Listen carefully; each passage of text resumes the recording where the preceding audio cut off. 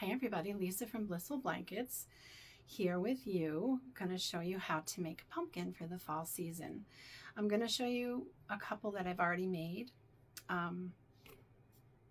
This one, the little acorn on top, and a pretty little gingham check ribbon. And this is leaves with some gold accents, acorn, greenery. I got all of that from the Dollar Tree. And the stick is from my yard. Here's another one. This ribbon I think I got from Hobby Lobby. But you can embellish these any way you like. I tend to like that organic look with the stick.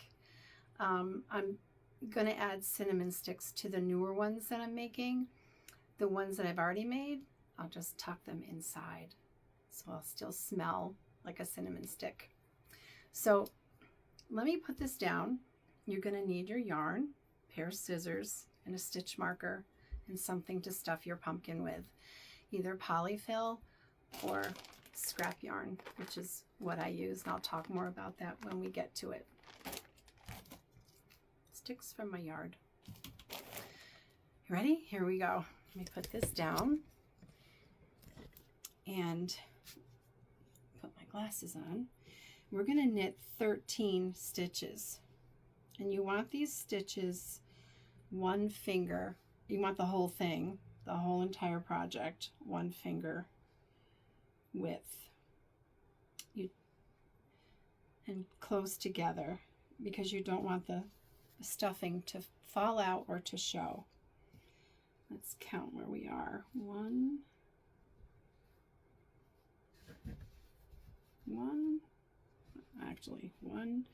2, 3, 4, 5, 6, 7, 8, 9, 10, 11,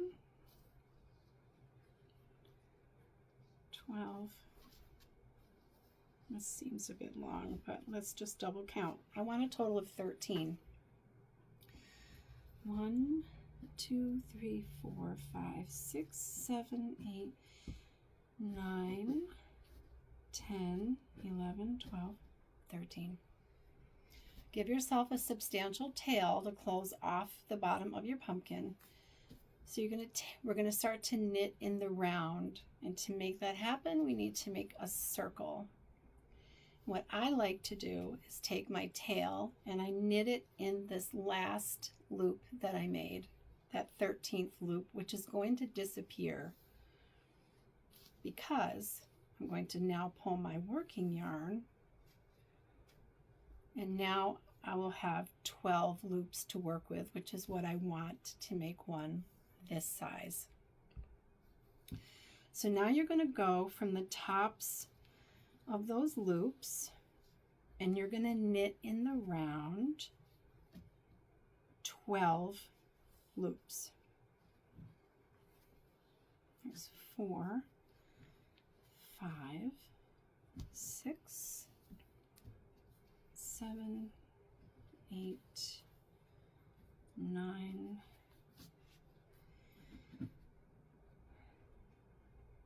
10, and it will be tight because these are one finger. 11, and now you're going to have a gap here because of that 13th loop that we worked with that disappeared. See the gap? But you have a loop here that you can use to pull up 12 loops. And then I like to put my stitch marker on the last loop I made. That's my preference. That's how I like to do it. And it should coincide with where your tail is. So let's just count.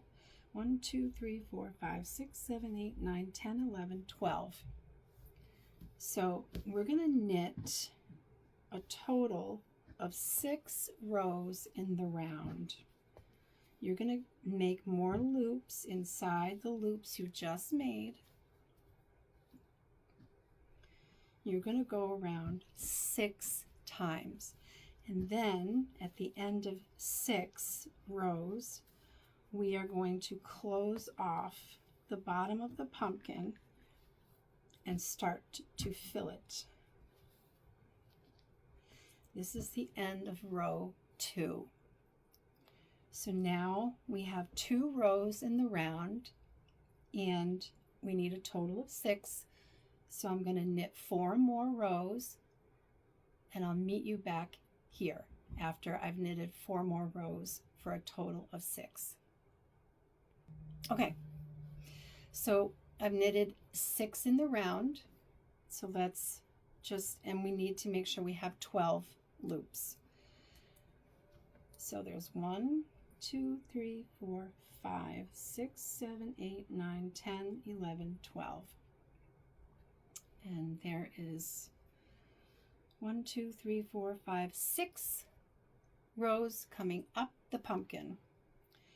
So now we're going to close off the bottom of the pumpkin. And you're going to go counterclockwise. And you're going to pull up from those loops, those top loops again. I tend to work in 3s. 1, 2, 3, and then give a little tug, not too tight because the yarn will snap.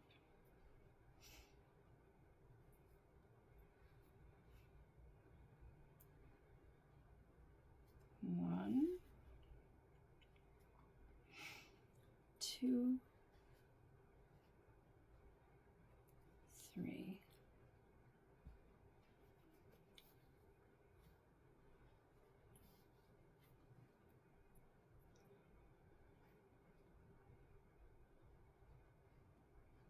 One, 2, 3. 1,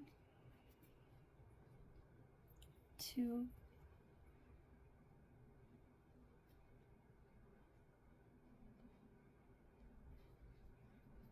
3. And again, you really want to go slow here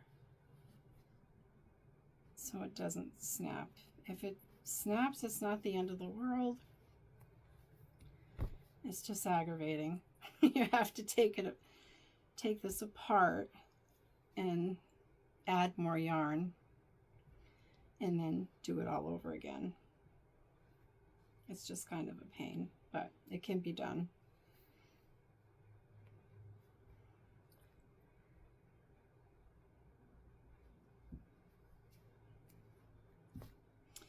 Still a little bit of a hole, so I'm going to try to find a loop I can pull up from that will help close this gap. Here's one. Okay, the gap is closed and you want to take your tail and pull it through the bottom and tie a knot. I've done this video so many times I had to redo it. I can't even tell you. So you're not limited to your stitching on these. You don't have to use the knitted side of the pumpkin. You can use the purl side, in which case your tail is going to come out this way and stay. I've seen this in a broken herringbone pattern. I've seen it in something that resembled a twisted rib pattern. You're not limited to just the regular knit stitch. So now this is row 7. I'm going to meet you back here. We're going to knit 2 more rows until we get to a total of 9. This is row 7. Once we get to 9, we're going to start to fill our pumpkin. That's row 7. 2 more rows for a total of 9, and I'll see you back here. Okay, you see how you have kind of a bowl and the walls of your pumpkin are starting to come up. So I've left my stitch marker in, and now we're going to stuff And again, I can't even tell you how many times I've had to make this video because I don't have enough storage in my phone. So forgive me if I'm repeating myself. I use these, which are little pieces of scrap yarn that I've cut into tiny little pieces. You can use this in addition to or in place of polyfill. You don't want to have like a long piece in there. I found out the hard way. If you cut them, it gives you that pliability. If you cut them into smaller pieces, it gives you that pliability of polyfill. So when you squeeze it, it'll come back. I found by leaving the pieces longer, it's hard and it's not pliable and it's not squishy. So I'm stuffing this, and you want to go down and out when you're stuffing. Okay, push out to stuff.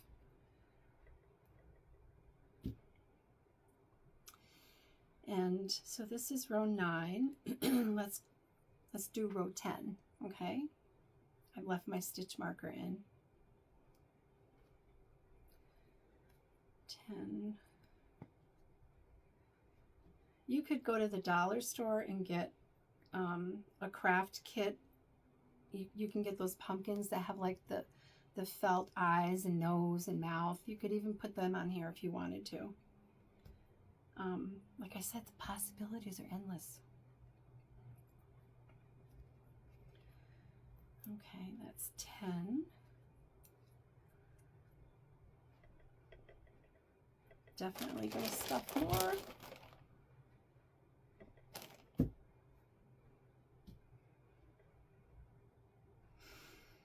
And then you just continue to do that until you're comfortable with how much you got it stuffed. Because you're really not going to start to shape it until it's closed up. I'll just top just a little bit more in. Okay, now we're going to cut the end to make a tail and close it off. Again, give yourself enough of a tail. We don't need our stitch marker anymore. Actually, yes, I am going to use it. You know why? Because as you go counterclockwise, this little loop is going to get sucked in. Actually, no, it's this one, the one that is at the end of your working yarn. It will get sucked in and disappear. So you're going to go from back to front. Oh, Jiminy Crickets. You know how many times I've done this video? You don't even want to know. Front to back.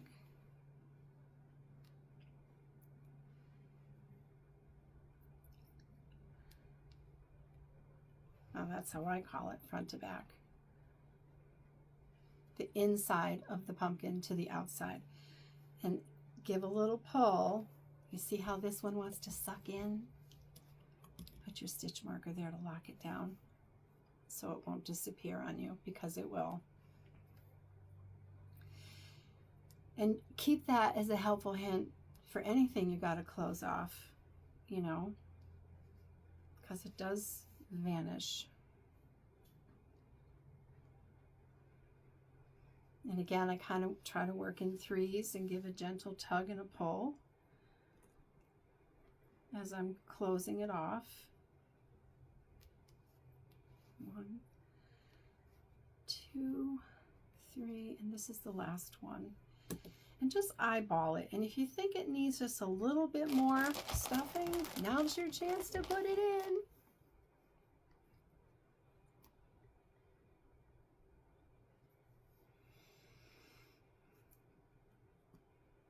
Okay.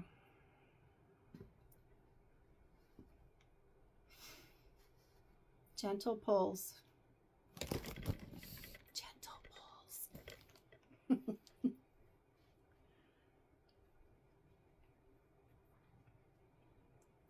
Make a knot. Now you could have a choice. You can just push this down there, this whole thing, which is what I'm going to do. Or you can cut it and cut it smaller and add it to your bag. But I'm just going to stuff it in there. Now, look at that. You have a pumpkin! I'm just going to put a stick in here.